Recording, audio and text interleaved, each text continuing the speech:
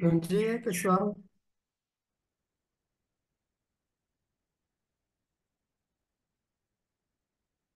2 dias atrás, nós tivemos o aniversário de Chirolobinho, né? E, e é sempre muito forte, né? Essas datas, esses dias assim, especiais. E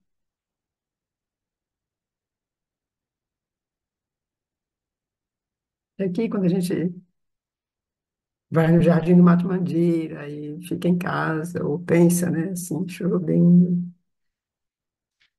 E eu fiquei pensando simplesmente se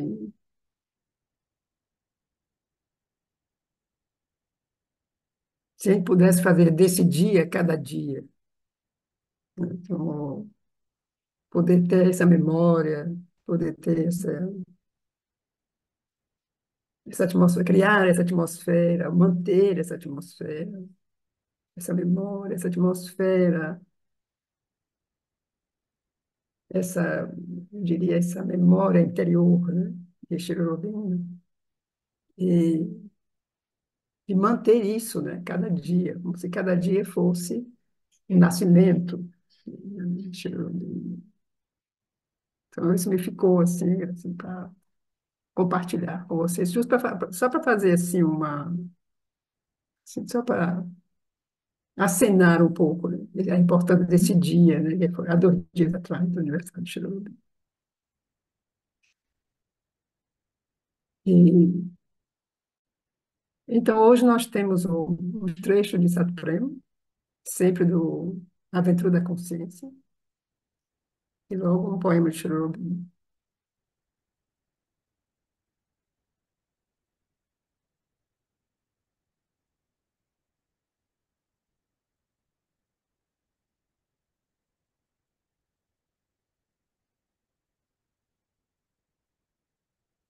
Então, diz que, à medida que avançamos, a linha supraconsciente recua em direção ao alto. A linha subconsciente recua paralelamente em direção ao baixo. Tudo se alarga, tudo se ilumina, mas tudo se fecha também. Tudo se evidencia em torno de um único ponto sombrio, cada vez mais agudo, cada vez mais crucial, apertado, como se o houvéssemos girado durante anos e anos, vidas em torno de um mesmo problema, sem jamais tocá-lo verdadeiramente.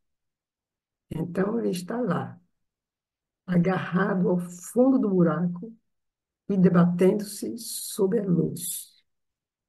Todo o mal do mundo em um ponto. A hora do segredo ou do secreto está próxima.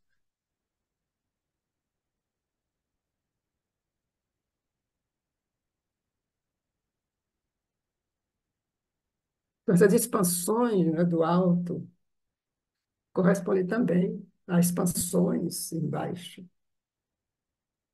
Então, são mundos supraconscientes, mas também são mundos subconscientes e inconscientes. Mas então ele diz: tudo se evidencia em torno de um único ponto sombrio, cada vez mais agudo, cada vez mais crucial, apertado, como se houvessem girado durante anos e anos, vidas, em torno de um mesmo problema, sem jamais tocá-lo verdadeiramente. Então ele está lá, agarrado ao fundo do buraco e debatendo-se sobre a luz. Todo o mal do mundo em um ponto. Então a hora do secreto está próxima.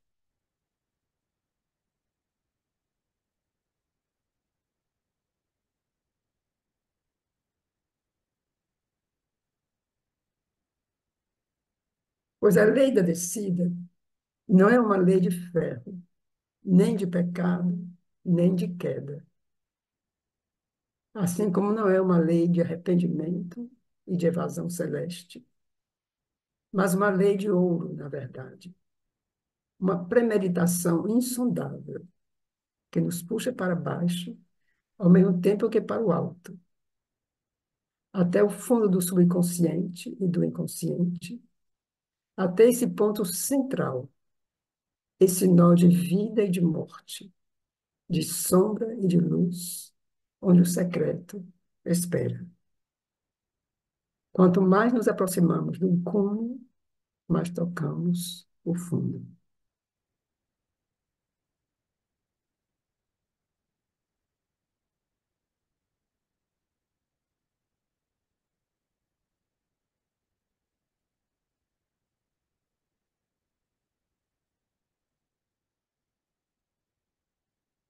Então, a grande passagem. Os primeiros degraus da descida situam-se no fundo de nosso passado evolutivo, mais além do subconsciente, que era a antiga consciência em nossa pré-história. Nesse nível em que, pela primeira vez no mundo, algo de vivo saiu daquilo que parecia uma morte, isto é, na fronteira do inconsciente material e da consciência física, em nosso corpo, testemunha e resíduo desse primeiro nascimento no mundo. Então, ele nos leva assim àquele momento, né, onde a inconsciência começou a emergir alguma coisa. Então, o primeiro degrau da descida situa-se no fundo de nosso passado evolutivo, mais além do subconsciente, que era a antiga consciência em nossa pré-história. E na pré-história, o que hoje nós chamamos subconsciente era a consciência naquele período. Nesse nível em que, pela primeira vez no mundo, algo de vivo saiu daquilo que parecia uma morte. A vida emergiu de algo que aparentemente não tinha vida. Isto é, na fronteira do inconsciente material e da consciência física, em nosso corpo, testemunha e resíduo desse primeiro nascimento no mundo.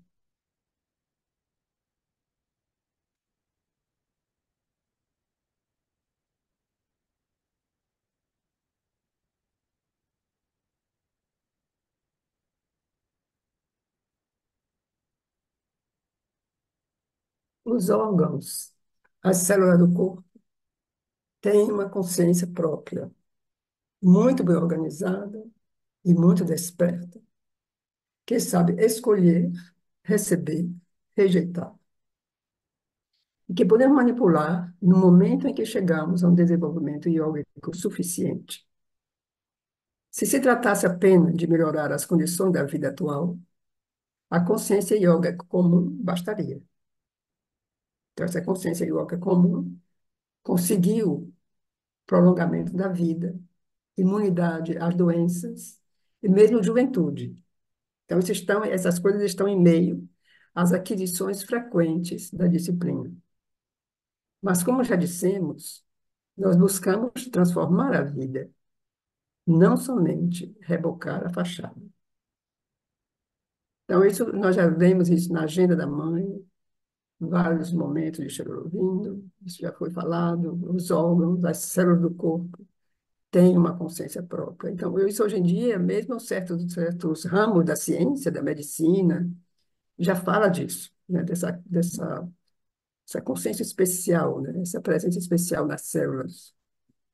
Então, muito bem organizada, muito desperta, que sabe escolher, receber, rejeitar, e que podemos manipular no momento em que chegamos a um desenvolvimento iógico suficiente. Se tratasse apenas de melhorar as condições da vida atual, a consciência iógica comum bastaria. Prolongação da vida, imunidade às doenças, quer dizer, tudo isso são coisas que se conhecem através de métodos iógicos, né? Os grandes yogis, né? Os grandes místicos, conseguiram essas proezas, né?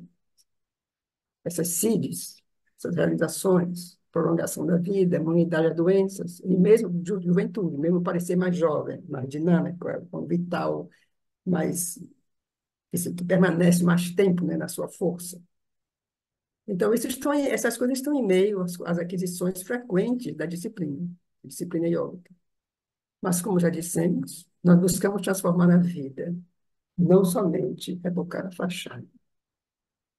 Amigos, eu quero interromper aqui só para dizer que, infelizmente, não estava anunciado, mas está chegando uma tempestade, assim, no último momento. Então, eu não sei por quanto tempo, porque se por acaso a minha internet falhar alguma coisa, é porque está chegando trovões e relâmpagos, que eu não sei por quê, tem acontecido muito no fim do dia, né? E algumas vezes acontece no domingo. Então, me desculpe se acontecer, já me desculpo em antecipação, né? Isso pode acontecer. Então, tá. Então, vamos continuar. Então, isso é bonito, né? Como eu já disse, nós buscamos, não queremos rebocar a fachada, né? O Chorobilo busca a transformação. Então, ora, sob essa consciência física, há uma subconsciência física, que é o produto da evolução da vida na matéria, onde estão gravados todos os velhos hábitos da vida, dos quais o pior é o hábito de morrer. Seus reflexos, seus medos, suas defesas e, sobretudo, os hábitos do endurecimento, como se ela tivesse guardado a memória das carapaças inumeráveis sobre as quais ela teve que se proteger para crescer. Eu estou falando da consciência física, né? Essa consciência física, uma subconsciência física, então, esses termos que ele está usando. E bem no fundo dessa consciência física, no lugar em que toda forma de consciência ou de memória parece apagar-se, tocamos uma rocha de fundo, uma carapaça primeira, que é a morte fundamental, da qual a vida se arrancou. Então, ele diz assim, realmente a vida saiu, né? Conseguiu sair dessa, dessa inconsciência, né? Desse peso, dessa matéria dura. Então, a vida realmente conseguiu sair disso. Então, ele se arrancou disso. Saprem, ele tem essa linguagem extrema, né? Ele tem essa linguagem muito, um pouco dramática mesmo, às vezes, mas pode ser também muito poética, né? Muito bonita, muito forte.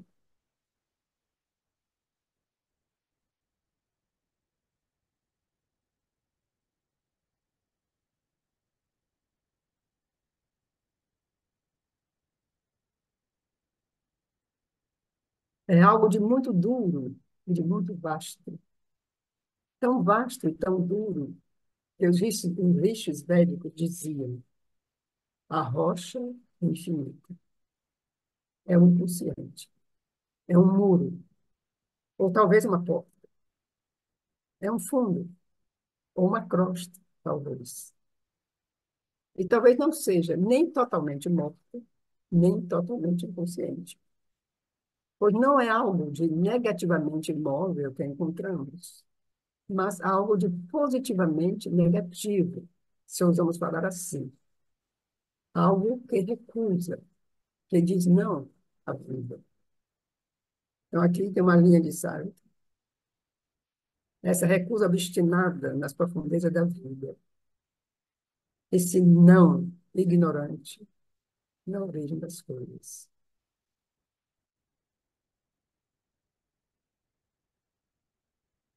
É uma coisa que,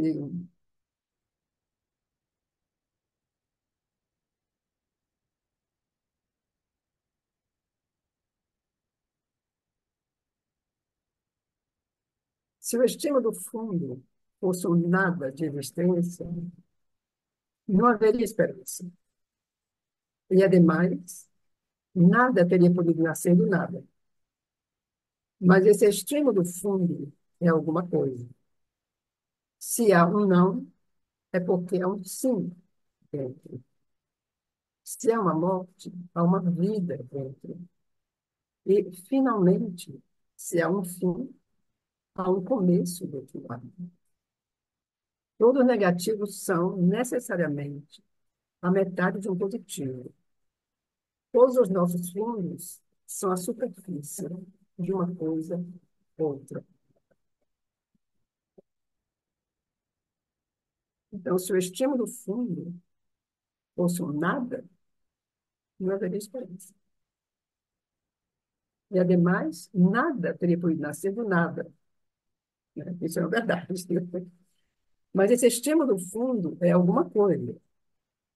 E se é um não, é porque há um sim dentro. Se é uma morte, há uma vida dentro. E, finalmente, se há um fim, há um começo de outro lado. Todos negativos são necessariamente a metade de um positivo. Todos os nossos fundos são a superfície de uma outra coisa, de uma coisa a outra.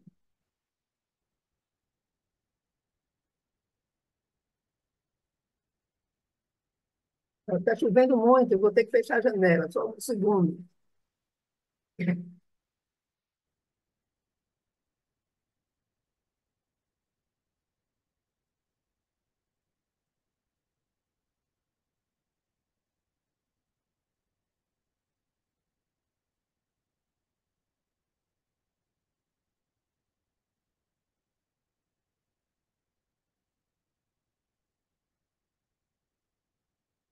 De repente caiu uma chuva fortíssima. O próprio sentido do yoga de Sri Aurobindo é encontrar o positivo de todos os negativos, em cada elemento e em todos os níveis de consciência. E, se Deus quiser, o positivo supremo, que, aliás, não é nem positivo nem negativo. Ele é, bem simplesmente, onde todas as nossas dualidades se resolverão, incluídas as do baixo, incluídas as da vida que morre e da morte que vive. Então, vou repetir.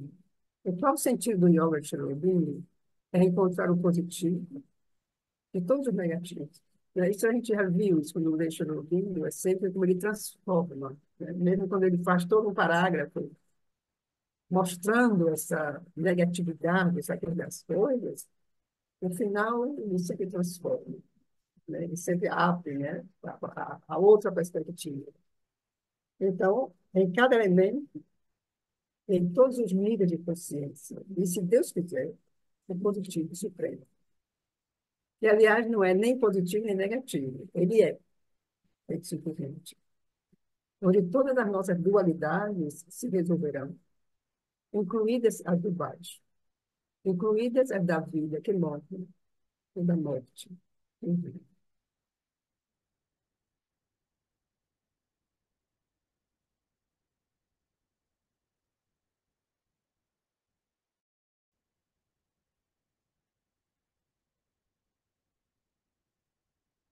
Então, aqui tem uma mensagem da mãe, bem no fundo do inconsciente mais duro, mais rígido, mais estreito, mais sufocante. Eu toquei uma mola, uma força todo-poderosa, que me projetou de imediato em uma imensidão sem forma e sem limite, onde vibravam as sementes de um mundo novo. Então, isso ilustra muito, né, o que Satriani descreve. Bem no fundo do inconsciente, mais duro, mais rígido, mais estreito, mais sufocante. Eu toquei uma mola, uma força todo-poderosa, que me projetou de imediato em uma imensidão sem forma e sem limite, onde vibravam as sementes.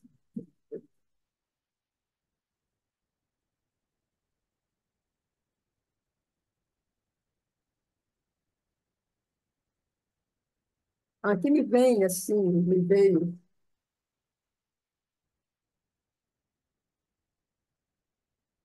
um, nós todos sabemos, né, como a mãe, a relação da mãe com as flores, né? Ela tinha essa relação muito íntima, né, com as flores. E ela identificou qualidades, né, nas flores. Então, a gente às vezes diz a mãe, o nome da mãe, mas não são nomes. Ela não nomeou as flores, ela identificou o significado espiritual das flores, né? Então, há alguns, assim, que a gente vê bem esse momento, assim, essa semente de um mundo novo. Então, eu vou ler só, assim, alguns nomes. Eu não, nem vou dizer qual é a flor, mas, assim, tem uma flor que se chama Alegria da Natureza Vegetal em resposta à luz nova. Então, é o nome de uma flor, é o significado de uma flor. Alegria da natureza vegetal em resposta à luz nova. Quer dizer, é a natureza que responde já a essa luz nova. Tem uma outra que é o significado, a boa vontade vegetal em relação às forças suplementares. Quer dizer, tudo isso são respostas da natureza, né? Então, a semente de um mundo novo que a gente já pode encontrar na natureza, nas flores, por exemplo, né? Então, a outra é começo de realização da matéria, esperança da natureza na realização. Outra, o despertar e a primeira resposta da natureza à manifestação supramental. Uma outra significa o despertar psíquico da matéria. Uma outra ainda, primeiro despertar mental da matéria. E uma outra ainda, primeiro sinal da luz de Krishna na matéria. E tem várias outras, né? A gente pode fazer um estudo assim, evolutivo, a partir do significado das flores que a mãe deu. Então, isso eu achei, eu pensei nisso, pensando nesses textos, como, como realmente a matéria responde, né? E a gente vê isso, né? Existem novas cores na natureza, existem, inclusive, novas, né, espécies que são descobertas, apesar de tudo. Existem, assim, coisas incríveis, né, que parecem realmente frutos ou resultados dessa semente que a mãe fala aqui. Uma semente de um mundo novo. Eu acho que a natureza responde, sim, porque a natureza tem a sua, como você pode dizer, a sua pureza, né? A sua inocência, sua coisa direta. Então, a natureza responde.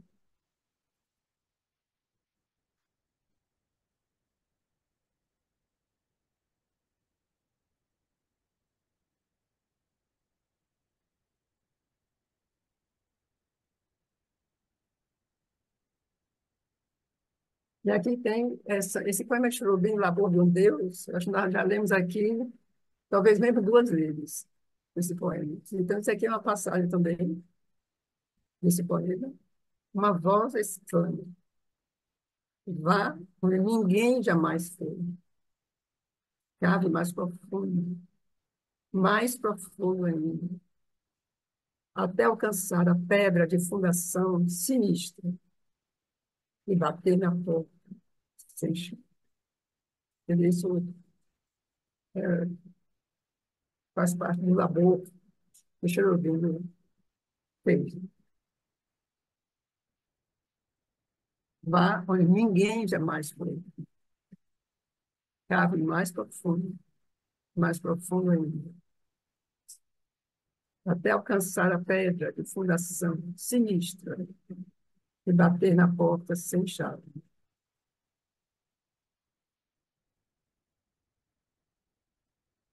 Esse poema existe traduzido, então se alguém quiser ler todo o poema, ele existe, quer dizer, ele existe nas leituras, porque nós já lemos ele, e eu não sei, talvez em alguma Nanda também, deve ter aparecido essa tradução desse poema.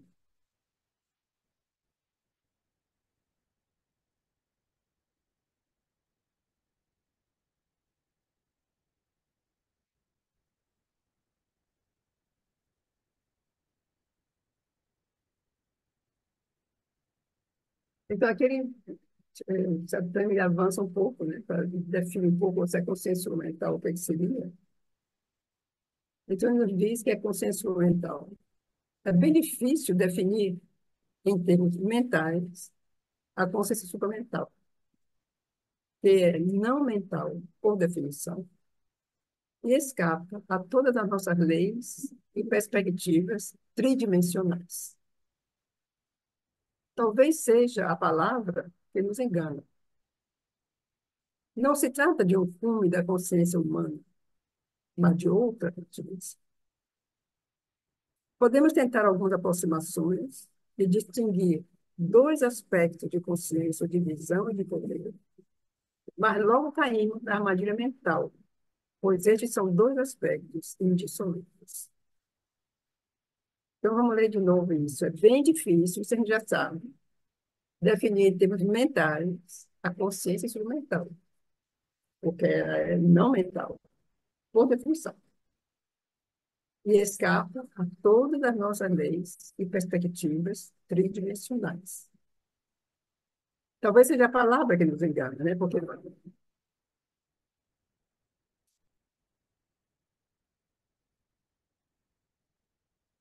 palavra que nos engana porque fala do mental. Então, a gente sempre associa com a isso que nós conhecemos como mental. Esse livro de consciência mental que é o nosso. Mas, finalmente, não tem nada a ver. Então, ele diz, talvez seja a palavra que nos engana. Mas não se trata de um cúmulo da consciência, mas se trata de outra consciência. Podemos tentar algumas aproximações e distinguir dois aspectos de consciência, em divisão e de poder. Mas logo caímos na armadilha mental, pois estes são dois aspectos indissolúveis. No supramental, esses aspectos não têm dualidade. A consciência, a visão, o poder,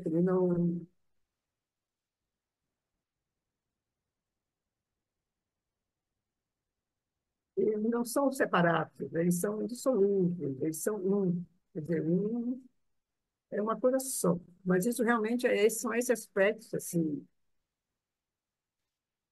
que a mente não foi, realmente não foi feita para isso, para entender essas coisas. E a mente vive na dualidade, a mente não consegue ver a unidade das coisas. Isso a gente já falou, né? Deixa eu ver, já falo disso.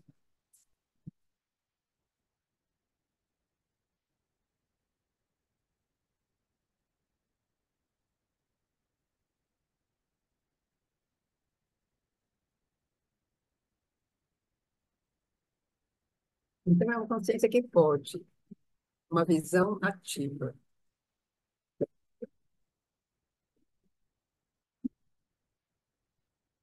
Muitas vezes, quando o Chernobyl ou a mãe tentam falar de sua experiência, nós podemos ouvir suas reflexões fazerem eco em inglês e em francês. Quer dizer, o Chernobyl diz isso em inglês e a mãe diz isso em francês. Seria necessário uma outra língua, outra linguagem. Não é bem isso, né? Quantas vezes a mãe mesmo, na agenda, quando a gente lê a agenda, o silêncio dela, né? O silêncio, porque ela não tem palavra, não existe linguagem, não existe vocabulário que possa corresponder a essa experiência. E Cherubim, ele tentou, ele já fez o possível, fez o máximo, né, para poder nos trazer essa mensagem, nos trazer esse conhecimento, né? Ele elaborou, ele criou uma linguagem, praticamente, né? Mas, assim, ele sempre diz isso, inclusive em certos momentos onde ele fala que há certas expressões, né, nesses planos, onde só o sânscrito clássico poderia se aproximar disso. E o sânscrito tem uma grande flexibilidade e poderia se aproximar dessas definições, mas nenhuma, nenhuma. Então, assim, a mãe e o sobrinho fazem eco, em inglês e em francês. Seria necessário uma outra língua, outra língua.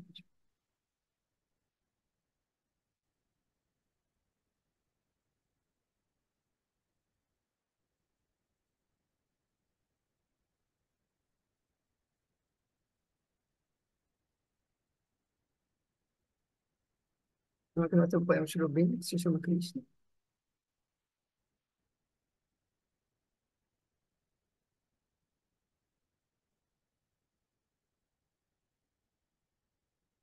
Enfim, encontro um sentido ao nascimento da alma nesse universo terrível e suave. Eu, que senti o coração faminto da terra, aspirando, mais além do céu, aos pés do Cristo.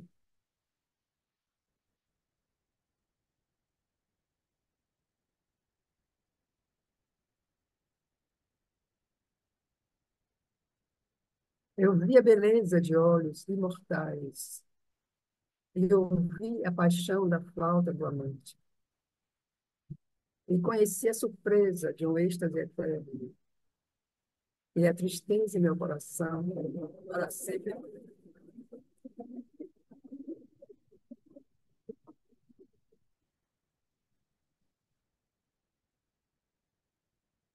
Agora, cada vez mais a música se aproxima. A vida estremece com uma estranha felicidade. Toda a natureza é uma vasta pausa enamorada, na esperança de tocar, de abraçar, de ser seu Senhor.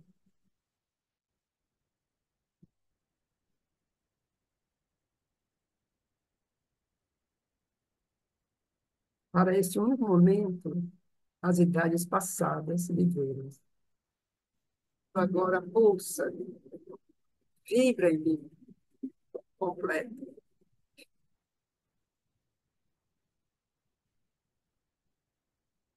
Vamos ler de novo? Podemos ler de novo esse poema, Henrique?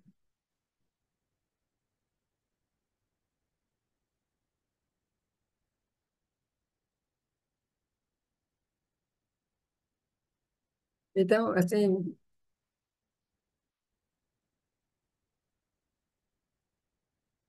essa transformação, né, esse poema, ele diz sobre o sentido das coisas.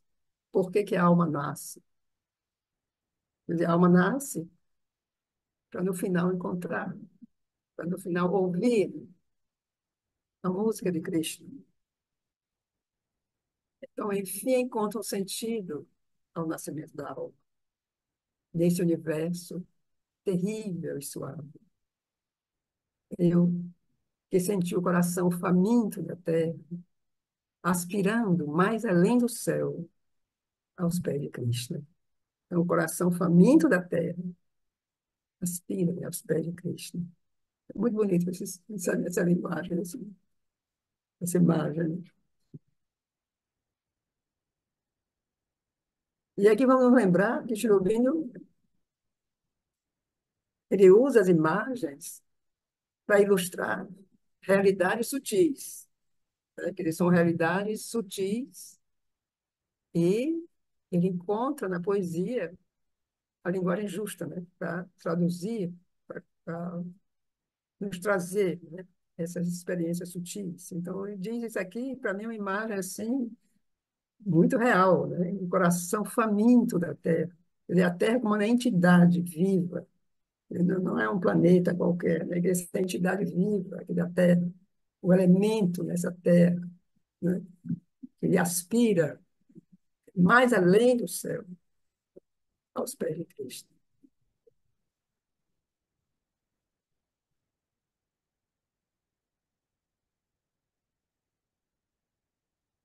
Eu vi a beleza de olhos imortais e ouvi a paixão da flauta do amante e conheci a surpresa de um êxtase eterno e a tristeza em meu coração para sempre mudo.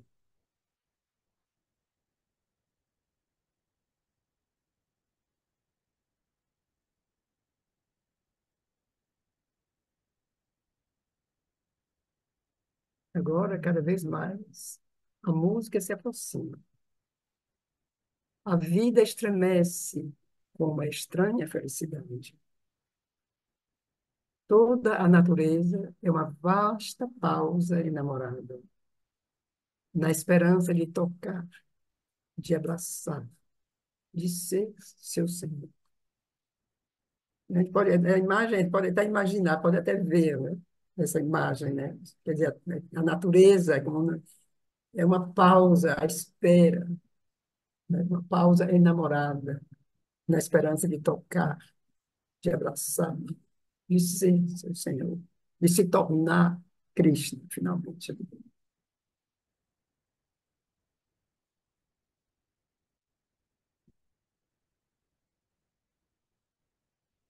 Então, para esse único momento, né? Para esse encontro, as idades passadas viveram, né? Toda a evolução, toda essa história humana, da natureza, tudo isso viveu para isso, para esse encontro.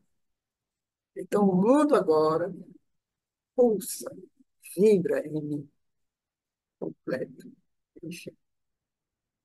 Então, pensando em Krishna, e voltando ao que a gente falou antes das flores, né, a mãe, o significado das flores, existe uma série de flores, justamente, com o significado ligado a Krishna.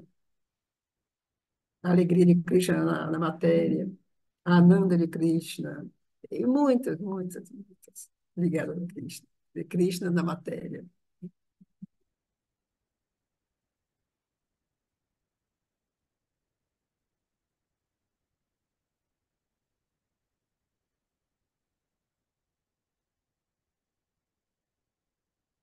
Então, vamos abrir na página 827.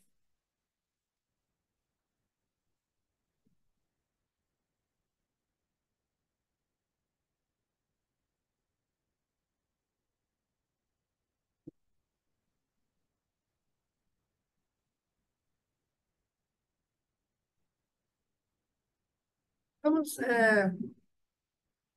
voltar um parágrafo precedente, o último que nós lemos a última vez, que é na página 826. Vamos retomar esse parágrafo, que não é longo, para continuar depois e fazer um fio, continuar a progressão. Então, na página 826, ele diz: começar a abrir-se à ação da supranatureza para nela participar é uma condição para a virada em direção à última transformação, na supramental.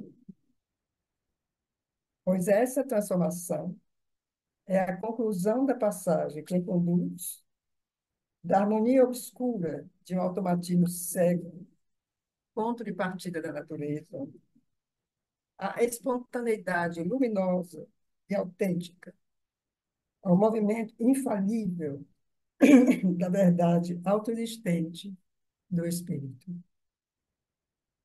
A evolução começa com o automatismo da matéria e de uma vida inferior, em que tudo obedece implicitamente ao impulso da natureza, tudo cumpre mecanicamente a lei de seu ser e assim consegue manter a harmonia de seu tipo limitado de existência e ação.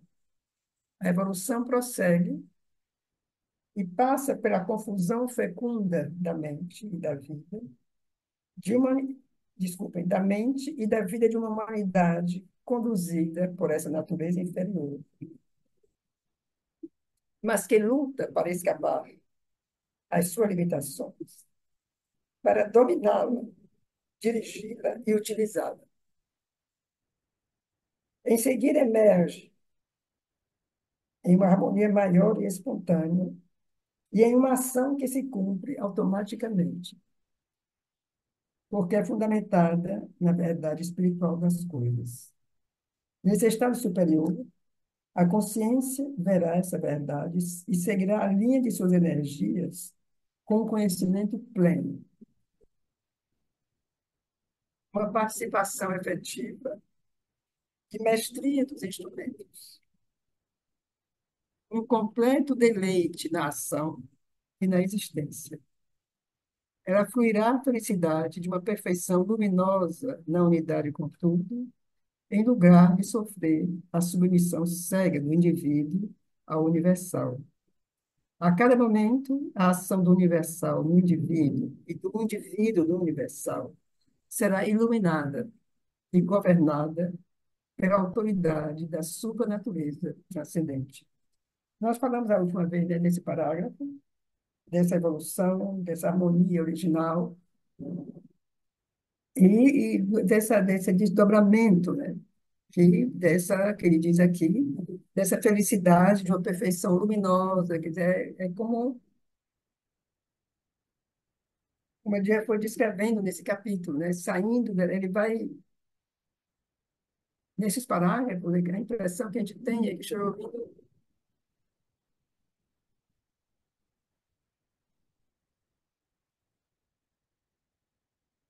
eu faço algum silêncio, porque tem uns trovões assim, muito fortes. Aí eu nem ouço a minha voz. Então, assim, eu faço um pouco de silêncio para poder ouvir. Então, Shirogane, nesses parágrafos, ele sintetiza de maneira assim, extraordinária todo esse movimento da natureza, né? Essa evolução, né? Dos primeiros movimentos, os primeiros sinais de vida. Então, ele vai conduzindo isso com a outra linguagem, um outro momento, de uma outra maneira. E vai nos conduzindo assim, né? Porque nós já chegamos, ao chegar nesse capítulo, se nós acompanhamos a leitura do livro, quando nós chegamos nesse capítulo, é como, de certo modo, a mente está preparada para essa síntese que ele vai fazendo, né? Ele vai condensando, né, esses caminhos, né, evolutivos. Ele condensa, então ele diz em uma linha ou duas, ele diz, né, que já passou, ele fala do passado, ele já nos introduz ao que nos leva ao futuro. Então isso é muito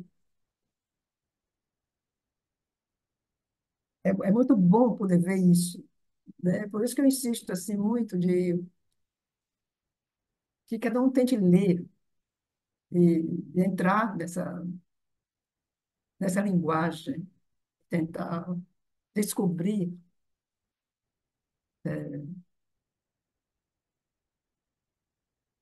não é nem descobrir, eu diria mais se identificar, né, com o que Estou diz, com esse conhecimento, com o pensamento dele. Quer dizer, isso pede um certo, como é que a gente diz isso?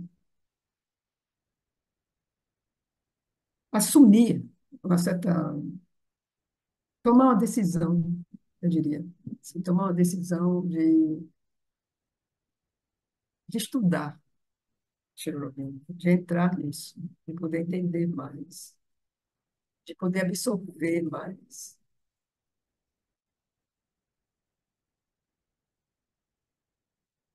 Mas aí ele diz, ele continua. Mas essa condição superior é difícil e, evidentemente, levará muito tempo para concretizar-se, pois não é suficiente que o Purusha participe e consinta a transição. Deve haver também o consentimento e a participação da Prakriti. Quer dizer, o Purusha, ele dá o consentimento, quer dizer, o divino Purusha, mas a natureza deve consentir, participar. Não são apenas o pensamento e a vontade centrais que devem aquecer, mas todas as partes de nosso ser devem consentir e submeter-se à lei da verdade espiritual. Tudo, em todas as partes do ser, deve aprender a obedecer ao governo do poder divino consciente. Há em nós dificuldades obstinadas, originárias de nossa constituição evolutiva, que militam contra esse consentimento, visto que algumas dessas partes estão ainda sujeitas à inconsciência, à subconsciência e ao automatismo inferior do hábito ou da assim chamada lei da natureza. Hábitos mecânicos da mente, hábitos vitais, hábitos do instinto, hábitos da personalidade, hábitos do caráter, necessidades, impulsos e desejos arraigados da mente do vital, do físico, do homem natural. Velhos funcionamentos de todo tipo aí enraizados tão profundamente que pareceria até que devêssemos cavar fundações abissais para extirpá-los. Vamos visto que a mãe fala, a mensagem da mãe, né? Esse inconsciente profundo, onde ela foi, né? Como uma pedra no fundo, o Chateaubriand descreve. Então, essas partes recusam-se a desobedecer à lei inferior, alicerçada no inconsciente. Elas fazem subir continuamente até a mente e a vida conscientes as velhas reações e buscam reafirmá-las aí como a eterna verdade da natureza. Isso que também a gente pode incluir aí, isso que a mãe Jovino chama assim, a mente física, essa mente que não acredita, né? Que fica atrás assim na cabeça, dizendo, não, não é possível, isso é história, isso não é verdade, não vai acontecer, isso não vai mudar, quer dizer, a vida é isso, quer dizer, o corpo é assim, né? Então a morte é inevitável. Então esse tipo de pensamento, de certeza, esse hábito, né? É, então isso existe em cada um de nós, então, está arraigado em cada um de nós. Então outras partes do ser são menos obscuras e mecânicas, menos enraizadas na inconsciência, mas todas são imperfeitas e apegadas às suas imperfeições. Todas têm suas próprias reações obstinadas. A parte vital é casada com a lei da autoafirmação e do desejo. A mente é apegada aos seus próprios movimentos constituídos, e ambas obedecem voluntariamente à lei inferior da ignorância. Daí, a parte vital, nosso vital, é casado com a lei da afirmação do desejo. Né? Afirmação é o ego, né? É, assim, é me afirmar, né? Me reconhecer. Isso é a afirmação, a autoafirmação. E o desejo. Então, são essas características assim, típicas e que são, e, por exemplo, essa autoafirmação, esse desejo desse ego, tem assim, para usar a linguagem de Sartre, mil carapaças, assim, mil máscaras, mil maneiras de funcionar para nos enganar. E a maioria das vezes consegue. Esse, faz parte desse ego, faz parte desse essa autoafirmação,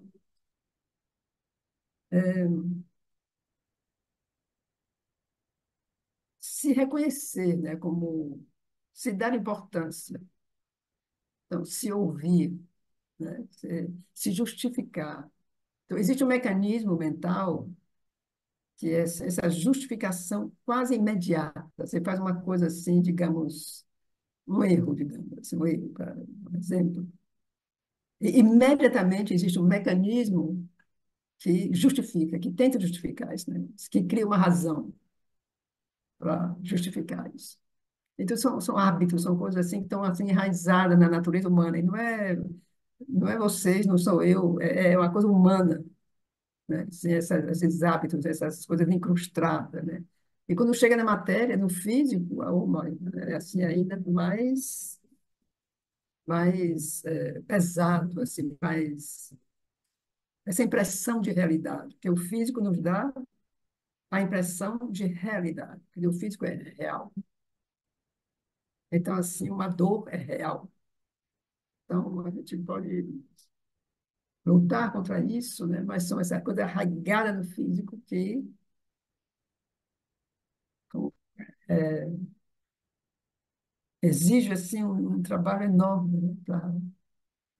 E que a gente não pode fazer sozinho, quer dizer, isso é uma coisa que depende da graça, depende da evolução de todo mundo, da evolução da existência, depende de tudo, quer dizer, um indivíduo só, ou alguns poucos, é muito pouco para conseguir essa transformação, né? Assim, de uma magnitude mais concreta, né? Mas ele diz que outras partes do ser são menos obscuras e mecânicas, menos enraizadas na inconsciência, mas todas são imperfeitas e apegadas às suas imperfeições. Todas têm suas próprias reações obstinadas. A parte vital é casada com a lei da autoafirmação e do desejo. A mente é apegada aos seus próprios movimentos constituídos, e ambas obedecem voluntariamente à lei inferior da ignorância. E mesmo assim, a lei da participação e a lei da submissão são imperativas. A cada passo da transição, o consentimento do Purusha é necessário. E é preciso também que cada parte da natureza consinta a mudar sob a ação do poder superior. Deve haver, então, uma autodireção consciente do ser mental em nós, em direção a essa mudança, a essa substituição da velha natureza pela supranatureza, a essa transcendência. A obediência consciente à verdade mais alta do espírito. A submissão do ser inteiro à luz e ao poder que vem da supranatureza é uma segunda condição, que o próprio ser deve cumprir lentamente e com dificuldade, antes que a transformação mental possa tornar-se, de algum modo, possível. Então, essas são as condições assim que ele nos diz, né?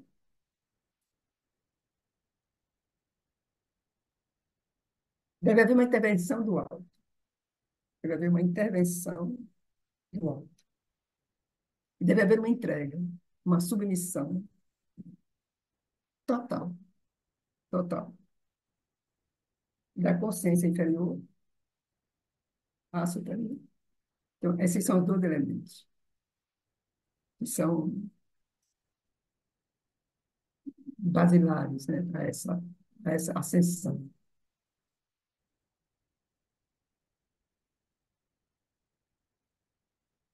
Portanto, a transformação psíquica e a transformação espiritual devem estar muito avançadas, e mesmo o mais completas possível, antes que possa começar a terceira e completa mudança, a transformação supramental. Pois é apenas por essa dupla transmutação, a psíquica e a espiritual, que a obstinação da ignorância pode ser totalmente mudada em obediência espiritual à verdade e à vontade, remodeladoras da consciência do infinito.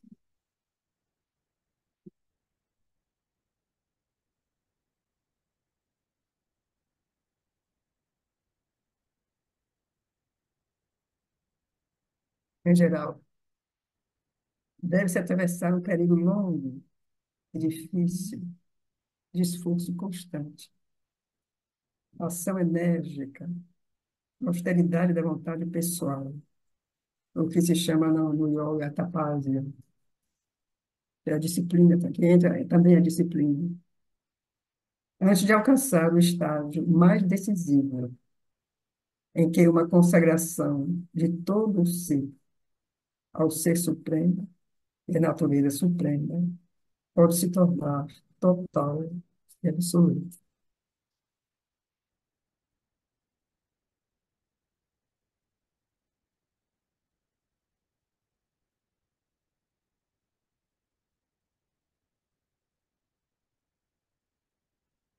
É como que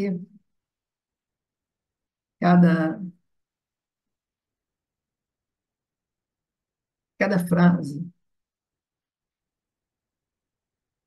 é um mundo, né? É uma,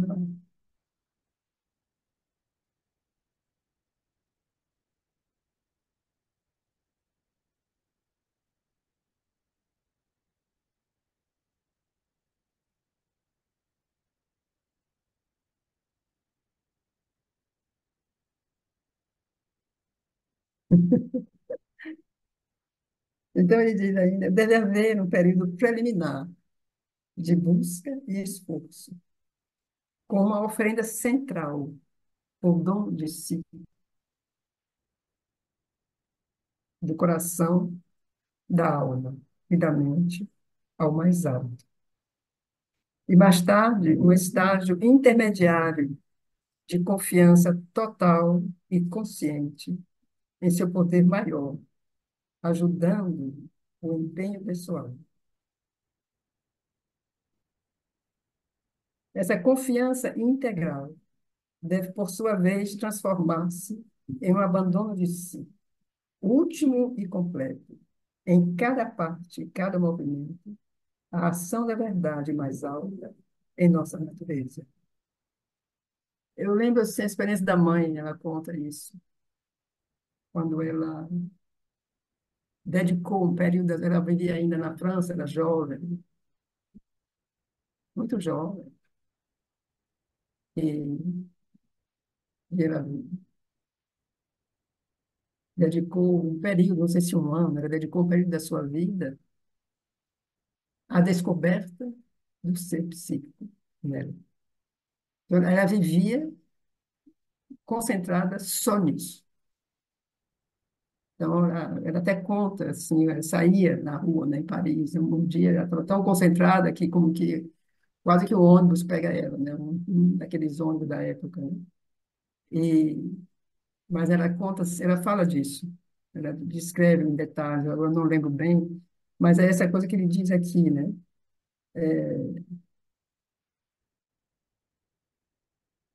Esse período do esforço constante, então ele diz, no período preliminar de busca, ela,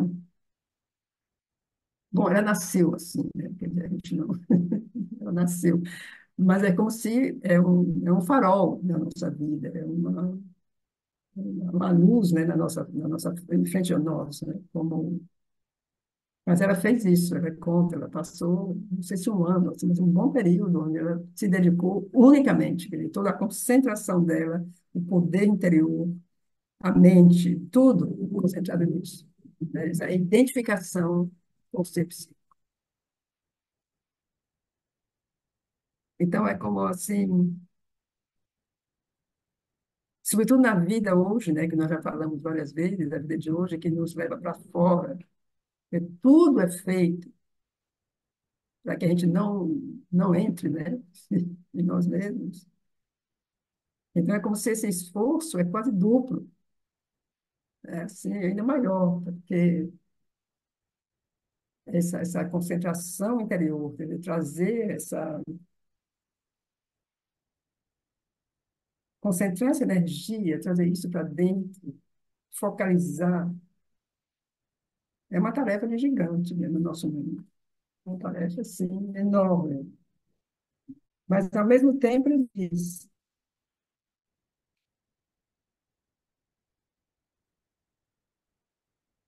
mudou de si do coração, da alma e da mente ao mais alto. E mais tarde, um estágio intermediário de confiança total e consciente em seu poder maior, ajudando o empenho pessoal. Então, é como se a gente tem que aplicar tudo, né? Quer dizer, a mente, o sentimento, o coração, tudo que a gente pode aplicar nesse empenho, nessa busca, nesse encontro. E aí chega um ponto que a gente tem a certeza, e a ajuda está aí. Com a confiança total e consciente que existe um poder maior ajudando nesse nosso esforço. Essa confiança integral deve, por sua vez, transformar-se em um abandono de si, último e completo, em cada parte e cada movimento. A ação da verdade mais alta em nossa natureza. Então, assim, é muito incrível. Quer dizer, primeiro tem essa confiança, e aí essa confiança se transforma no abandono de si.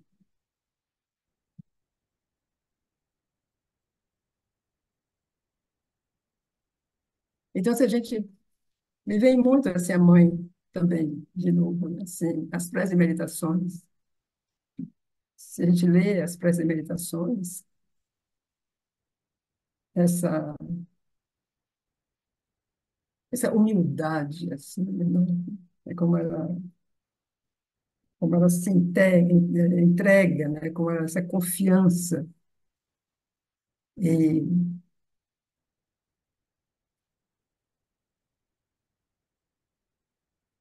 então, assim, esse abandono só pode ser total se a mudança psíquica for completa. Então, eu penso de novo na mãe, que se a gente lê as preces e meditações, é isso aí, é esse abandono, porque justamente ela já vivia no psíquico, já tinha tido essas experiências todas. Então, esse abandono, quando ela escreve as experiências dela, ela se dirige, né, ao Senhor, é tão real, porque ela já tinha tido essas experiências preliminares. Então, esse abandono, essa entrega, é completamente absoluta. Não havia outra coisa.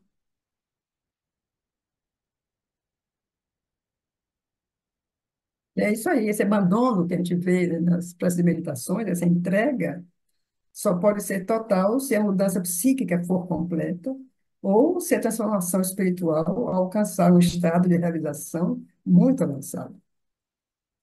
Isso implica a renúncia da mente a todos os seus modelos, ideias, formações mentais, opiniões e a todos os seus hábitos de observação e julgamento intelectuais, que devem dar lugar, primeiro, a um funcionamento intuitivo e, em seguida, ao funcionamento sobremental ou supramental, que inaugura a ação direta da consciência verdade, visão verdade, discernimento verdade. Uma nova consciência que é, em tudo, completamente estranha à natureza atual de nossa mente. Vamos lembrar que quando nós falamos aqui dos planos, né, de consciência, quer dizer, a intuição, ela está na subida, ela está bem abaixo da sobremente, quer dizer, a intuição. Então, depois da intuição, na subida vem a sobremente e a passagem à supramente. Então, essa intuição, ele diz aqui, ele fala, isso implica a renúncia da mente a todos os seus modelos de ideias, formações mentais, opiniões, todos os seus atos de observação e julgamento intelectuais, que devem dar lugar, primeiro, a um funcionamento intuitivo, quer dizer, a um modo de funcionar baseado na intuição. Quer dizer, a intuição é aquele plano justo abaixo. Na descida, ele é abaixo da submente, e na subida, ele é abaixo da submente na subida e na descida.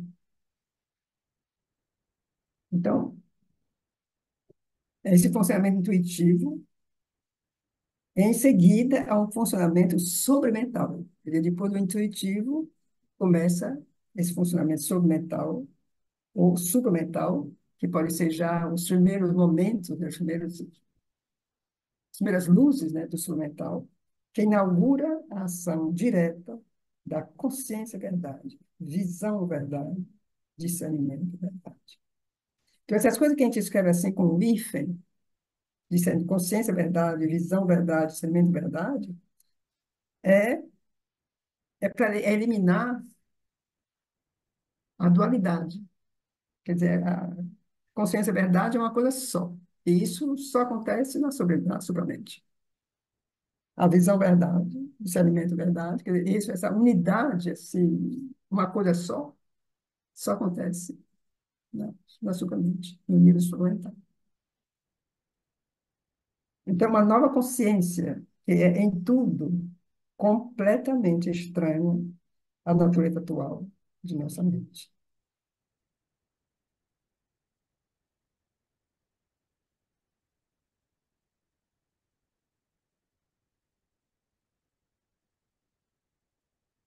É também exigido do vital que renuncie a tudo o que lhe é caro.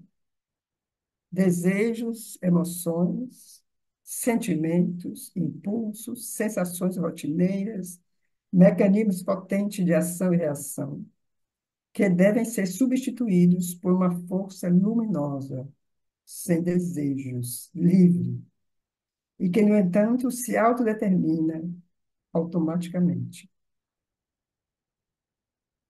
A força de um conhecimento, poder, deleites centralizados, universais e impessoais, dos quais a vida deve tornar-se o instrumento e a epifania, mas de que no presente ela não suspeita e não sente alegria maior e a força de realização.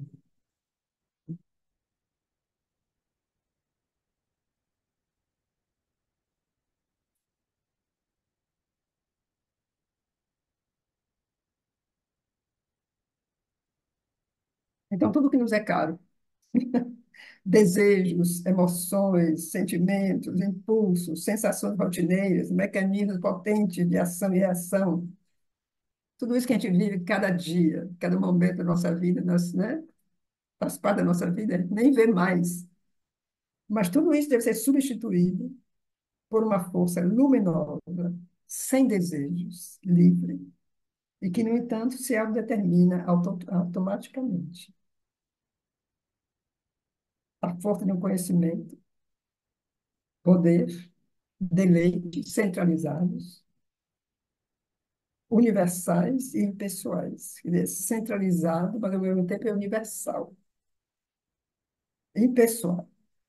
Então, dos quais, disso tudo, a vida deve tornar-se o instrumento e a epifania.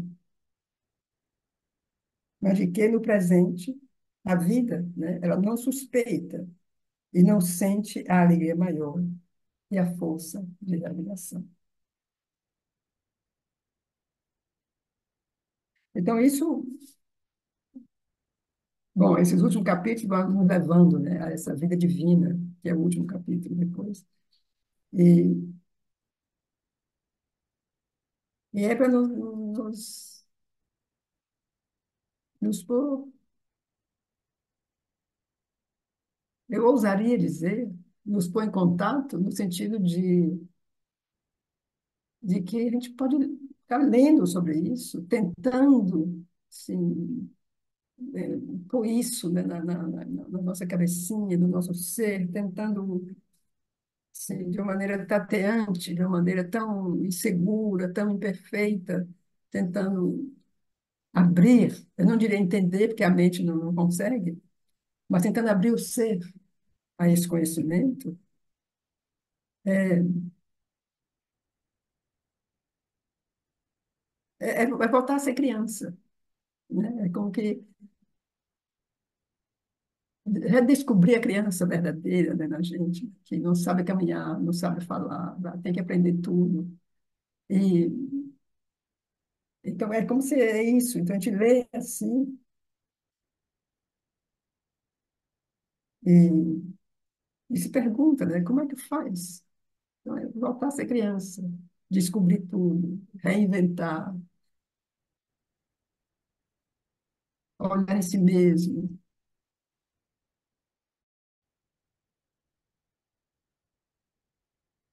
Eu sempre acho que é, lembrar essas coisas, lembrar, quer dizer, usar a memória, não esquecer essas coisas. Não sabe o que é, não sabe como é que vai alcançar isso, ou quando, ou nessa vida, ou numa próxima vida, mas manter isso como uma memória permanente, né? Como se fosse não alguma coisa por aí, assim, né? Mas uma memória que nos acompanha, né? Essa memória dessa vida que é outra, né? E a gente está vivendo isso agora e continua a viver, essa que a gente vive, né? Mas sem jamais esquecer que outra coisa nos espera, outra coisa se prepara, outra coisa já está, de certo modo, acontecendo. Então, eu penso que é como se a gente tivesse que desenvolver uma memória do futuro, uma memória tranquila, né? Uma memória pacífica, interior, que, que ocupa o ser. É a imagem que me vem, assim, que eu tento aplicar eu mesma, né? Mas nem sempre a gente consegue, mas é o que me vem quando eu penso nisso, porque não. Não vejo outra coisa. Então, ele continua. Nossa parte física deve renunciar aos seus instintos, necessidades, apegos conservadores e cegos, às rotinas invariáveis da natureza, às suas dúvidas e incredulidade diante de tudo que a ultrapassa, a sua fé na inevitabilidade dos funcionamentos fixos da mente física, da vida física do corpo, para que sejam substituídos por um poder novo, que estabelecerá sua própria lei mais alta e seu funcionamento superior na forma e na força da matéria. Então, isso foi um trabalho que eles fizeram, né? Foi um trabalho que a gente fizeram.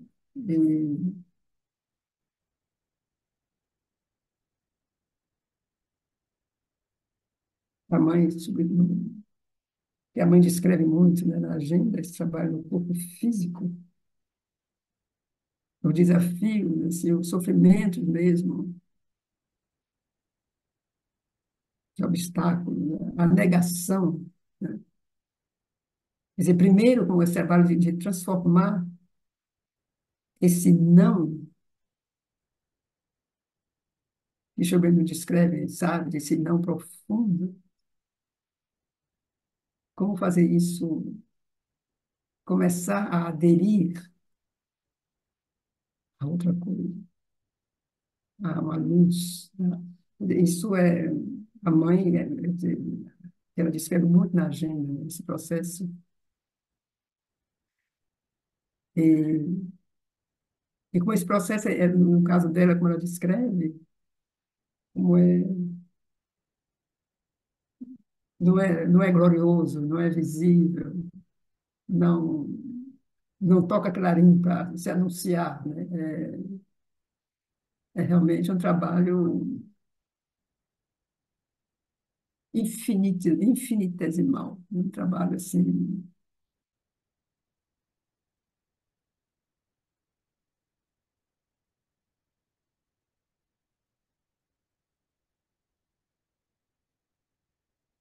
Então, mesmo o inconsciente e o subconsciente devem tornar-se conscientes em nós, suscetíveis à luz superior, não mais criar obstáculos à ação realizadora da consciência-força, mas tornar-se cada vez mais um molde e uma base inferior para o espírito.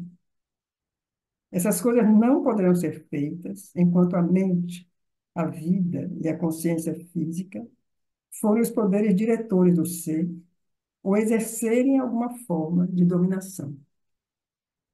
Para que uma tal mudança seja aceita, é necessário o emergir completo da alma e do ser interior. A dominância da vontade psíquica e espiritual e uma ação prolongada de sua luz e seu poder em todas as partes de nosso ser. Um remodelamento psíquico e espiritual da natureza inteira.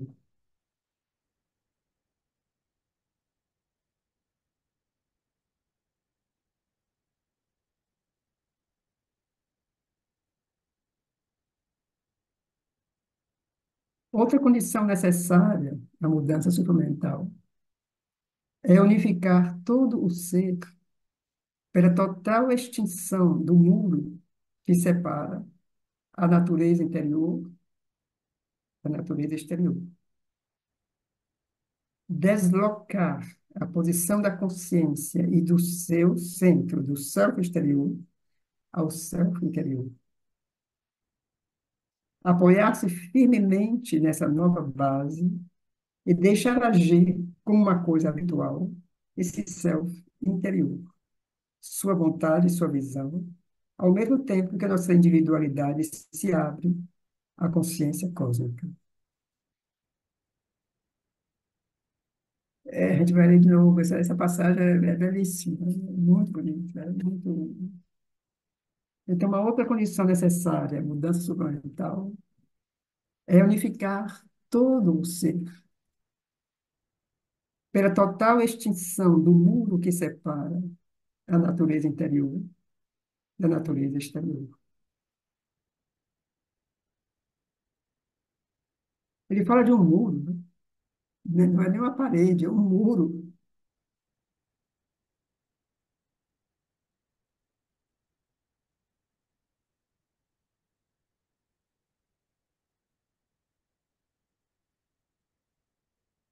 Deslocar a posição da consciência e do seu centro, do self exterior ao self interior.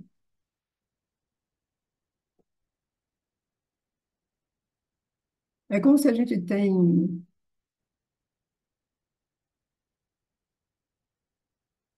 mundo dentro. Eu imagino que muitas pessoas podem ter isso, um mundo dentro que é rico, que tem a sua aspiração profunda, tem a sua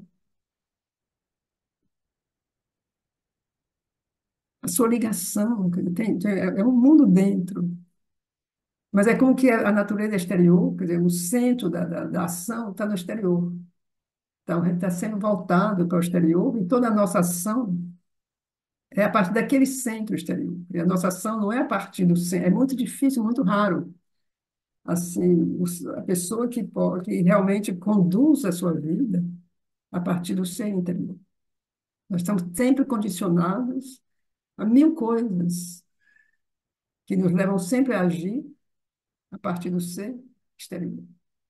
E muitas vezes a gente como que quase que esquece, ou vela, ou se envergonha, ou cobre. Porque ele fala desse muro que separa essa natureza interior da natureza exterior. Então, ele tem que deslocar a posição da consciência e do seu centro, do self exterior, ao self interior. Tem que trazer, digamos, a fonte da ação, a fonte do conhecimento, da ação, do trabalho, de tudo, deve voltar ao interior. Quer dizer, é lá, no interior, que deve, onde essa ação deve brotar. Quer dizer, o impulso dessa ação, a verdade da ação, da vida, tudo, deve ter essa origem. Então, devemos nos apoiar firmemente nessa nova base e deixar agir como uma coisa habitual esse self interior, sua vontade e sua visão, ao mesmo tempo que a nossa individualidade se abre à consciência cósmica. Então, assim, nessa ação de romper esse muro e trazer a base da ação para dentro, ao mesmo tempo isso se expande, quer dizer, a individualidade, quer dizer, a pessoa, o ser, se expande e cada vez mais ele se abre a essa consciência cósmica. Então,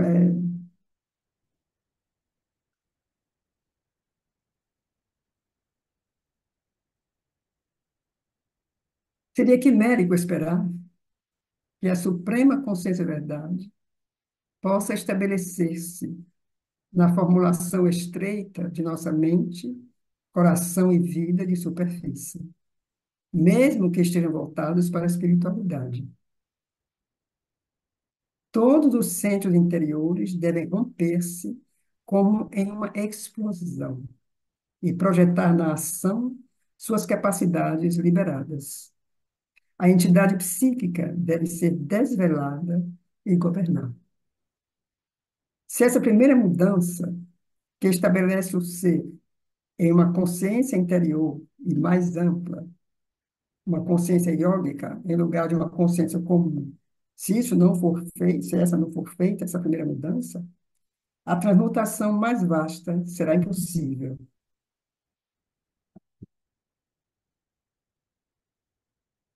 Ademais, o indivíduo deve ser suficientemente universalizado, ter remodelado sua mente individual na infinitude de uma mentalidade cósmica, ampliado e vivificado sua vida individual para a percepção imediata e experiência direta da moção dinâmica da vida universal, aberto às vias de comunicação entre seu corpo e as forças da natureza universal, antes de ser capaz de uma mudança que transcenda a presente formulação cósmica e o eleve além do hemisfério inferior da universalidade, até a consciência pertencente ao hemisfério espiritual superior.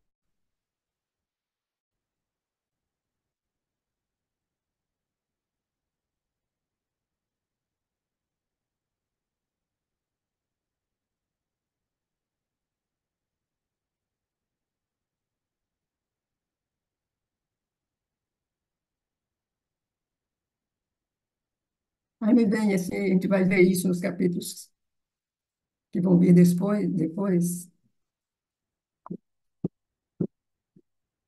a, a importância de, do corpo coletivo. Quer dizer, essa transformação, quer dizer, uma pessoa só, um indivíduo isolado, é, é praticamente impossível, né? Porque se ele se isola, ele vai para a floresta, ou mosteiro, ou fica em casa, ou não corresponde, porque isso tem que ser na ação, é na vida. Então, ele tem que estar em contato com a vida. E a vida como ela se apresenta, não conduz a isso, ao contrário. Então, esses são os dilemas, né, que a gente enfrenta em todo lugar. Eu acho que nós todos aqui que estamos buscando essa mudança, eu nem digo transformação, que é uma palavra maior, eu digo mudança, essas pequenas mudanças, esses desafios, a gente tenta ultrapassar os obstáculos, né, cada momento. Então, isso é, quanto mais isso se desenvolve, mais isso pede um ambiente particular. É o que me vem, porque isso vai, nós vamos chegar aqui a Aurobindo, quando ele vai no último capítulo, que ele fala da vida divina. E para mim isso tem a ver, que é de uma maneira muito imperfeita, muito infantil quase. A necessidade hoje, já não de hoje, mas já há muitos anos, de vidas coletivas. As pessoas querem criar comunidades, querem viver junto, querem, por razões diferentes, né? Porque querem, não sei, viver uma vida mais ecológica, uma vida mais consciente, ou porque tem razões, muitas razões, né? Mas é como que é um número maior de pessoas que não podem mais, alguma coisa nelas, não conseguem mais viver nessa sociedade como ela se apresenta. Então, esses movimentos são muito ainda primários, mas para mim eles correspondem a uma realidade muito profunda, evolutiva, de que a sociedade já não permite que a gente possa viver buscando outra coisa. A sociedade quer que a gente se integre e faça o que está previsto dentro dela. Então, isso, porque quando eu leio aqui, a gente lê essas coisas que o Bíblia nos diz aqui, em termos dessas transformações todas, esses momentos todos, viver isso na sociedade é um desafio, mais que um desafio, mais que um desafio. Eu acho que cada um de nós, assim, que estamos aqui conversando, deve sentir isso, passar por isso, né, de certa maneira. Como conciliar, ele fala aqui de uma explosão, né, que diz, tudo isso que se abre, né, para mudar a ação, mudar a vida, mudar o comportamento. Ele fala disso, uma coisa assim que total. Então, como viver isso na sociedade é o grande desafio, é a grande pergunta.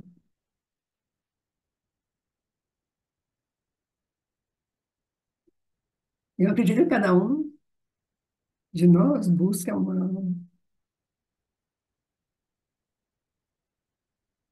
resposta sua e, e corresponde à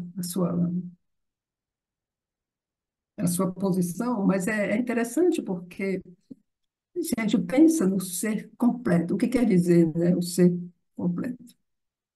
Quando a gente sente algum momento na vida onde a gente pode se sentir, algum momento de introspecção, algum momento de concentração, algum momento por uma graça divina, a gente se sente como que cheio, completo. Então, eu imagino que é isso que ele descreve aqui é o parecido, que o ser é completo. Completo no sentido de saiu já de todas essas coisas que puxam, né? Essas coisas que lhe tiram para fora, essas coisas, já saiu. Então, é como que tem uma coisa assim que lhe preenche, né? Na sua evolução. E, mas aí não consegue viver isso 24 horas por dia. Então, essa completude é o que nós buscamos, né? Ao menos nessa vida que agora, nos que fazemos, nos que buscamos, no que nos encontramos, né? Cada domingo, por exemplo, né? Para compartilhar e sentir que a gente faz parte de uma família. Ninguém tá, não estamos sozinhos, né? Estamos aqui, então estamos aqui. Então, eu falo disso porque, bom, eu vivo no corpo coletivo, que é o Ouro e, e é a complexidade e a dificuldade enorme, né? Não é que é bem assim, né? É tão fácil, muito, muito desafiador, isso tudo. Então, assim,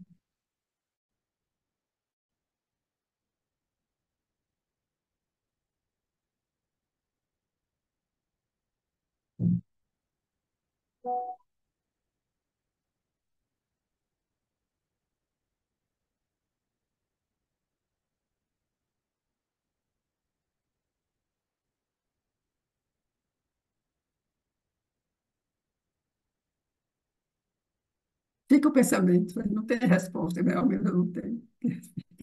Fica o. Eu só compartilho, porque é uma experiência que a gente vive, né? E como eu conheço bastante pessoas assim, que vivem essa quase impossibilidade, mas que continuam, porque é possível, e só para dizer que a gente não está sozinho. Né? Existe já um corpo que se cria, existe já a ajuda, existe a presença, né? E uma resposta.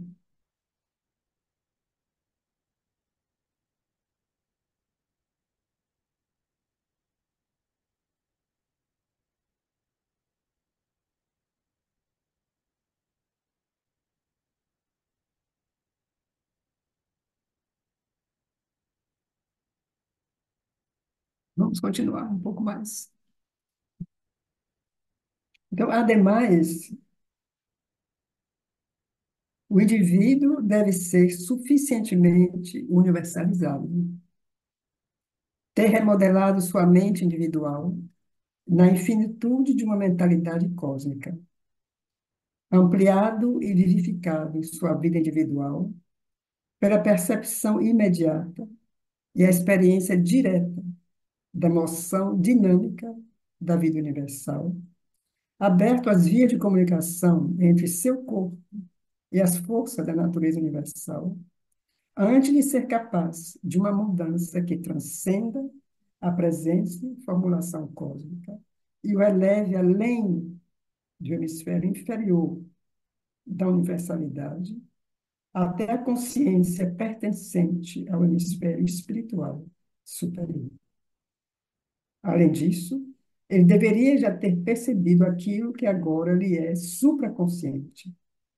Deveria já ser consciente da luz, poder, conhecimento, ananda espirituais mais altos, ter sido penetrado por sua influência que desce e renovado pela mudança espiritual.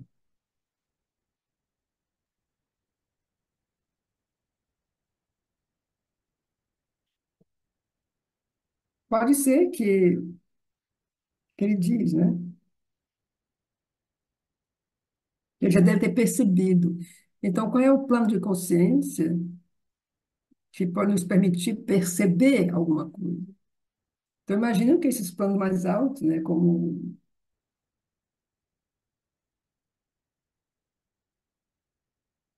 a mente iluminada, né, a intuição, quer dizer, quando a gente chega nesses planos, talvez já possa haver a possibilidade de certas percepções, né, desses outros planos, porque ele fala que ele já deveria ter percebido aquilo que agora lhe é supraconsciente. Ele agora não estamos agora, isso tudo nos parece supraconsciente. Mas no momento que há uma elevação, que há uma ascensão a esses planos, né, consciência, a mente mais iluminada, a intuição, então talvez nesses planos a mente já consiga uma ampliação tal que já não é mais a mente como é agora, mas já é a intuição, já é a iluminação. Então consiga já perceber ou descrever, de certa maneira, alguns elementos desses planos maiores, nesses planos mais superiores. É possível que a abertura espiritual aconteça e sua ação prossiga antes que o psíquico esteja muito avançado ou completo, pois a influência espiritual do alto pode despertar, assistir e completar a transformação psíquica. Muito interessante isso. O necessário é que a pressão da entidade psíquica seja suficiente e resulte na abertura espiritual superior. Então, é possível que essa abertura espiritual, que é mais vasta, né, que é, digamos, cósmica, aconteça e sua ação prossiga antes que o psíquico esteja muito avançado ou completo, pois a influência espiritual do alto pode despertar, assistir e completar a transmutação psíquica. Mas o necessário é que a pressão da entidade psíquica seja suficiente e resulte na abertura espiritual superior. Então, há sempre, é interessante, né, observar isso, é sempre como que deve haver esse chamado, deve haver essa abertura, deve haver como é que ele diz aqui, né? Essa pressão da entidade psíquica, é preciso haver isso tudo para que essa abertura espiritual responda. E aí esse processo faz com que essa transformação psíquica se complete. Mas a terceira mudança, a mudança supramental, não admite nenhuma descida prematura da luz mais alta, pois só poderá ter início quando a força supramental começar a agir diretamente. E isso ela não fará se a natureza não estiver pronta, pois a disparidade entre o poder da força suprema e a capacidade da natureza comum é na página 829. Então, até que a natureza esteja pronta e a força instrumental deve agir de maneira indireta. Ela põe esse poder intermediário da sobremente ou da intuição na frente, ou age modificando-se, para que o ser, já semi-transformado, possa, total ou parcialmente, responder. Então, é como se a natureza não está pronta. Então, ela usa a intuição, ela usa a sobremente, né, para isso faz parte dessa ajuda, né, que a gente falou, que Chopin falou antes, que há sempre essa mão estendida, né, essa ajuda, essa possibilidade concreta, né, que nos é oferecida. E,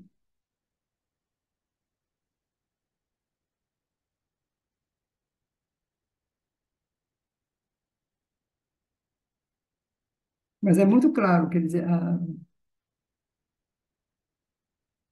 a supramente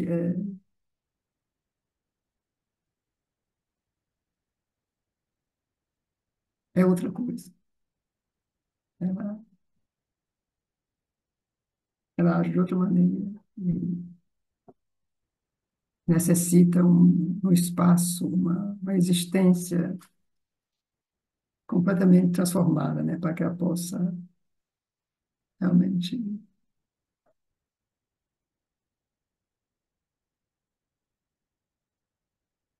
Então, vamos ler mais um parágrafo, que não é muito longo. E aí, a evolução espiritual obedece à lógica de um desdobramento sucessivo. Só pode fazer um novo passo essencial e decisivo quando o passo essencial precedente tiver sido conquistado de maneira segura. E mesmo se pudéssemos reduzir ou saltar certas etapas menores por uma ascensão rápida e brusca, a consciência deveria voltar atrás para assegurar-se de que o terreno percorrido foi solidamente anexado à nova condição.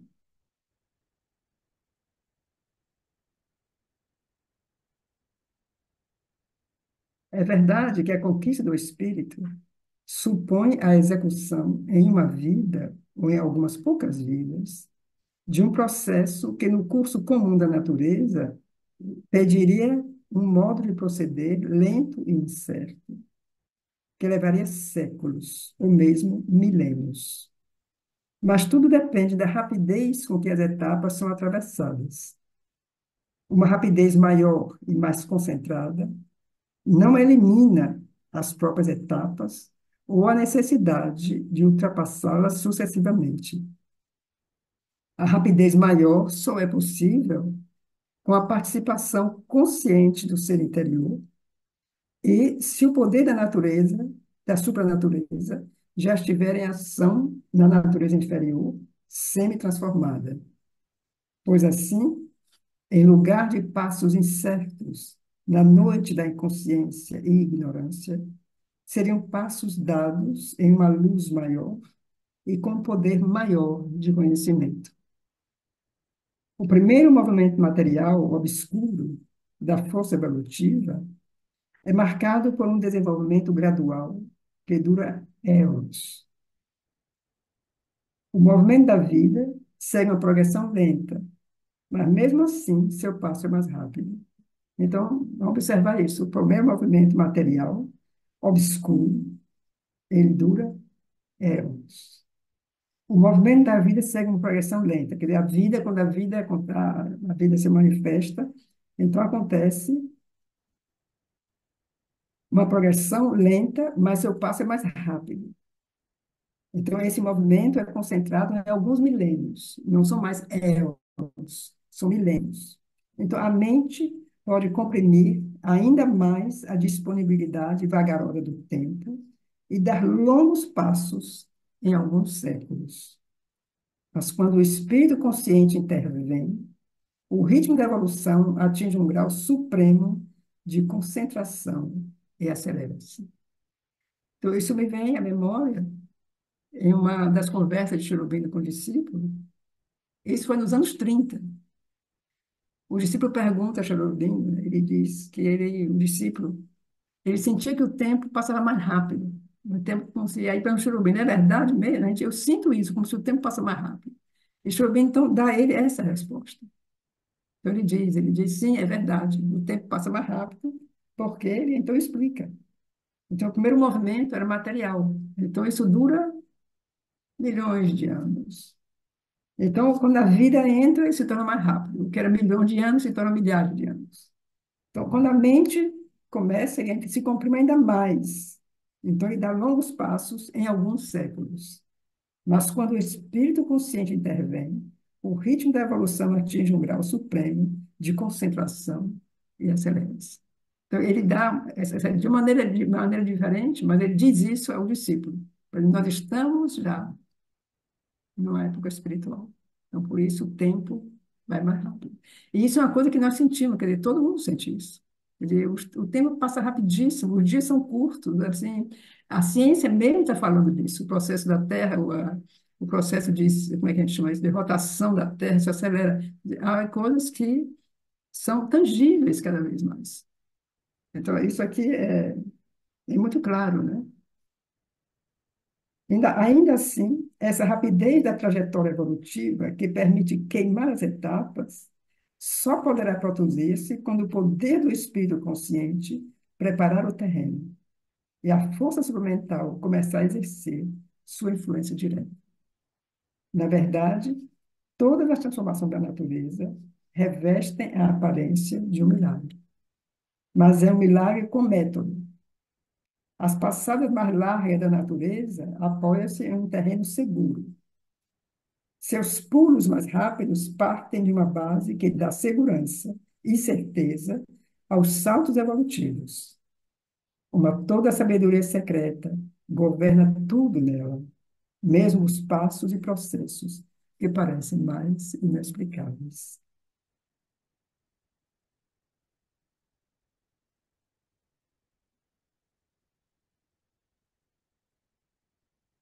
Então, vamos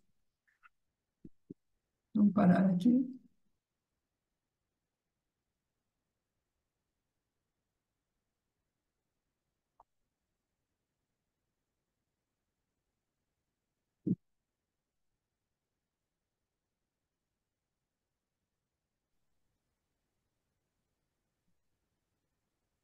sei se alguém tem alguma pergunta.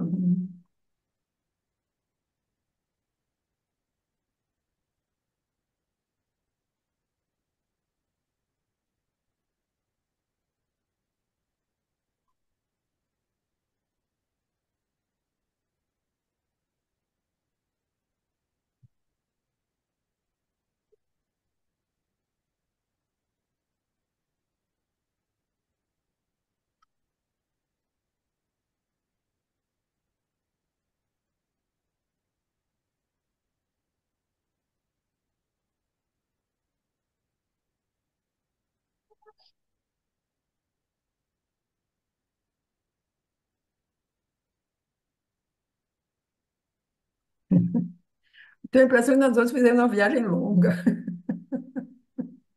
como se falamos assim de tantas coisas, ou eu falei muitas coisas, né? Assim como uns temas assim muito.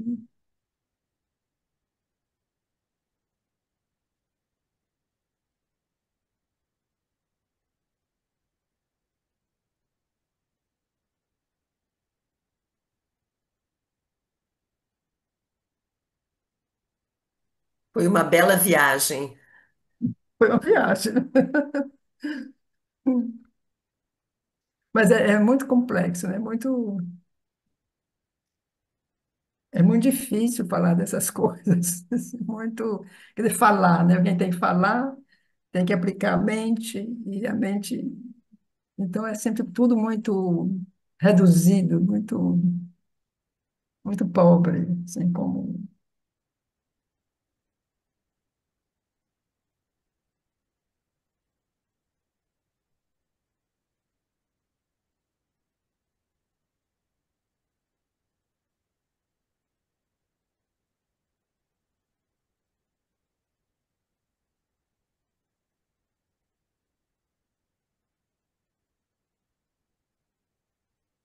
Mas tem algo assim interessante, eu acho, em Cherubim e a mãe, como quando a gente realmente encontra, né, a mãe Cherubim, é a sensação de chegar em casa, né? Como se cheguei. Então, tudo que acontece, né, está em casa. É como não protegido, de certa maneira, protegido, de certa maneira tem, tem algo que está tomando conta da gente, né? Que essa é a sensação assim que eu tenho. E aí eu posso compartilhar, já que ninguém tem pergunta, eu posso compartilhar uma experiência pessoal minha, quando que a gente falou isso, né, da necessidade de identificar outras pessoas, né, que estão no caminho, porque a gente, quando está sozinho, é outra coisa. E eu lembro muito quando eu decidi ir morar na comunidade da casa. Eu não vou contar a história toda, mas foi um momento assim muito decisivo, porque eu acompanhei a casa do começo, frequentava, mas não conseguia ir morar.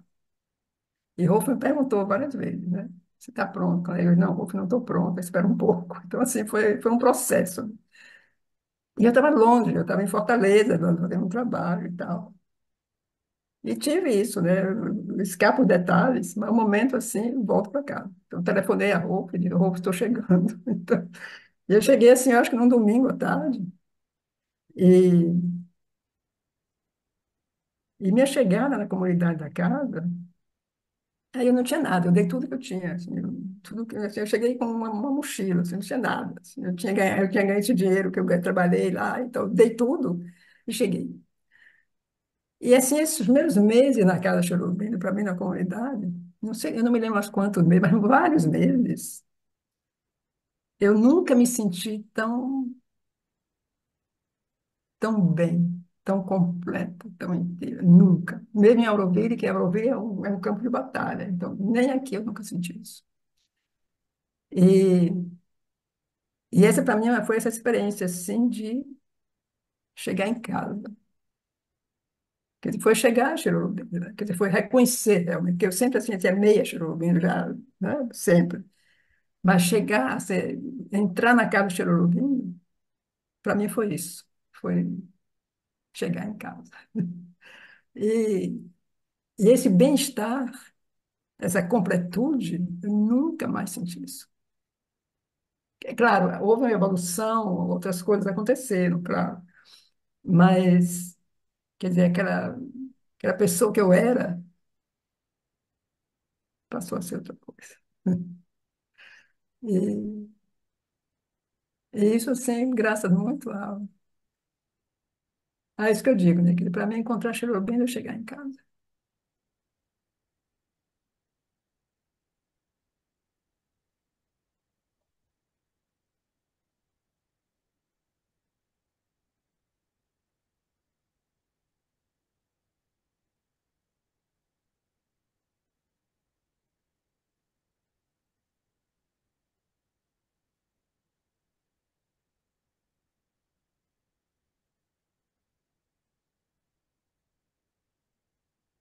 Então tá.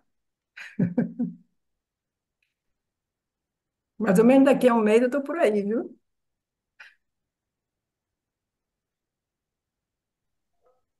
Seja bem-vinda. Talvez a Assim, próxima, a vida divina já seja daqui, acho que quem sim, sabe, sim. É, dezembro, né? Setembro, de setembro. setembro. É. Ariamane, a apresentação é no próximo domingo? A Apresentação. apresentação que você vai fazer no. Ah, a nossa peça de teatro começa É, na sexta, sábado e domingo. vai ser filmado? Eu vou tentar, porque a pessoa que tem filmado todo, ele não está aqui em Auroville agora. Mas também vai ter alguma pessoa que vai filmar. E,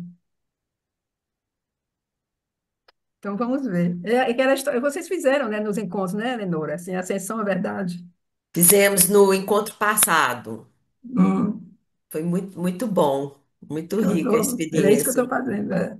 Aí eu É. acrescentei os versos de Salles no final. E, então, está sendo uma experiência muito boa. Fazendo ali no Mato Mandi, então é uma experiência muito boa. Se Com tiver um cer- vídeo, eu mando. Se tiver um vídeo, eu mando.